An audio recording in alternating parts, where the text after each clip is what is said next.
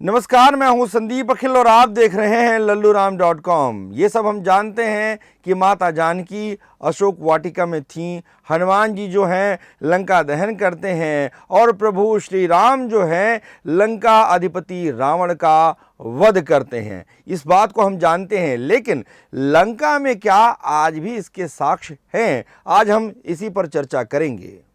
इस विषय को लेकर लंका में काफ़ी रिसर्च किया गया है और बहुत हद तक साक्ष्यों के आधार पर बहुत सारी बातों को स्वीकार किया गया है। अशोक वाटिका के पहले जब रावण माता सीता का हरण कर लंका पहुंचता है तो एक दूसरे स्थान पर जो कि गुफा है वहां जो है माता सीता को रखता है। इस गुफा का जो सिर है कोबरे सांप की तरह फैला हुआ है। जब माता सीता ने महल में रहने से इनकार कर दिया तो उसके बाद उन्हें अशोक वाटिका में रखा गया था। माता सीता अशोक वाटिका के जिस वृक्ष के नीचे बैठती थीं उस जगह को सीता एलिया के नाम से जाना जाता है। इस बात की पुष्टि श्रीलंका की रिसर्च टीम ने भी किया है। जहां माता सीता बैठती थीं यानी सीता एलिया ही अशोक वाटिका है। रिसर्च में ये भी बताया गया है कि जब अशोक वाटिका में हनुमान जी पहुंचते हैं और उसके बाद लंका दहन करते हैं, उस बात से रावण भयभीत हो जाता है और उसके बाद माता सीता को कोंडा कुट्टू गाला में रखा गया था। लेकिन जो हमारे पौराणिक जो ग्रंथ हैं उसमें ऐसा उल्लेख नहीं है।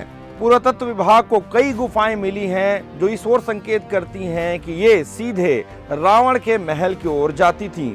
रामायण में वर्णित है कि जब हनुमान जी सीता माता की खोज के लिए समुद्र को पार करते हैं और उन्हें रास्ते में कई बाधाओं का सामना करना पड़ता है और उसके बाद वो श्रीलंका पहुंचते हैं।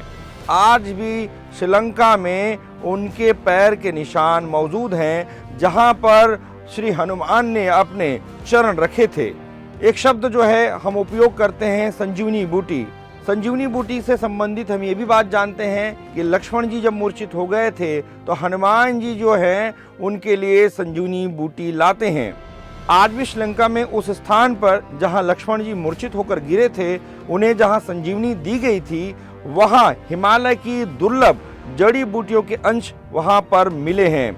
दावा है कि इन जड़ी बूटियों को श्रीलंका में पाया जाना रामायण काल की वास्तविकता को प्रमाणित करता है, क्योंकि हनुमान जी उसे हिमालय से लाते हैं और वहां उसके लिए अनुकूल वातावरण था और उसके बाद जो है उसको श्रीलंका लाते हैं और श्रीलंका में उस जड़ी बूटी का मिलना इस बात को और प्रमाणित कर देता है।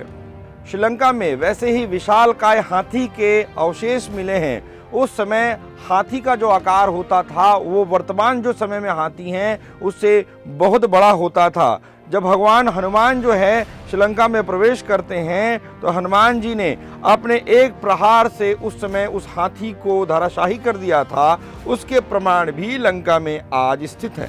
श्रीलंका में एक महल मिला है जिसे रामायण काल का बताया जा रहा है। रामायण में लंका दहन का वर्णन है जब हनुमान जी ने पूरी लंका में अपनी पूंछ से आग लगा दी थी। रामायण में इस बात का भी उल्लेख है कि श्री हनुमान जो हैं विभीषण के घर को छोड़कर तमाम वो लोग जो उस समय उनकी पूंछ पर जब आग लगाई जाती है हंस रहे थे और उसके बाद लंका दहन को जो है हनुमान जी करते हैं। श्रीलंका में ही रावण इल्ला नाम से एक झरना है जो कि 82 फीट की ऊंचाई से गिरता है। राम द्वारा रावण का वध करने के पश्चात विभीषण को लंका का राजा बनाया गया। विभीषण ने अपना महल कालिनिया में बनाया। ये कैलानी नदी के किनारे स्थित था। नदी के किनारे कई ऐसे अवशेष मिलते हैं जो प्रमाणित करते हैं कि उस दौर में इस नदी के किनारे एक महल जरूर था। जो भी साक्ष्य हमने आपको बताया है श्रीलंका की टीम उस पर रिसर्च कर रही है और आज इस बात को मानना पड़ेगा कि बहुत सारे साक्ष्य जो हैं प्रमाणित करते हैं कि आज भी श्रीलंका में रामायण कालीन अवशेष मौजूद हैं। अगर आपको हमारा वीडियो अच्छा लगा हो तो फेसबुक पेज पर लाइक करें और यूट्यूब पर सब्सक्राइब करें।